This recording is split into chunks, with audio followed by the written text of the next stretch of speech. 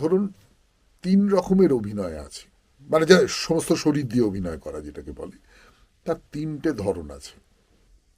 তার মধ্যে মধ্যে আরো অজস্র ছোট ছোট ছোট ছোট ধরন আছে, আমি সেইগুলোর কথা বলছি না। প্রথম যে ধরনটা সেইটা হচ্ছে মঞ্চের অভিনয়।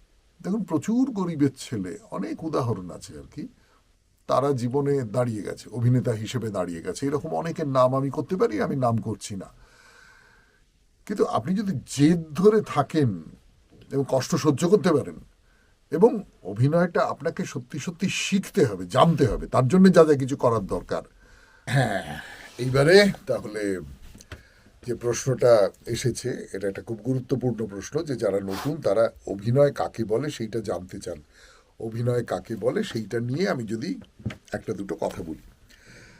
এটা নিয়ে আগে কথা বলা হয়েছে, আপনি পুরনো ভিডিওগুলো যদি দেখেন তাহলে তার মধ্যে হয়তো পেয়ে যাবেন। তবু আমি আপনার জন্য সোজা করে একটু বলবার চেষ্টা করি।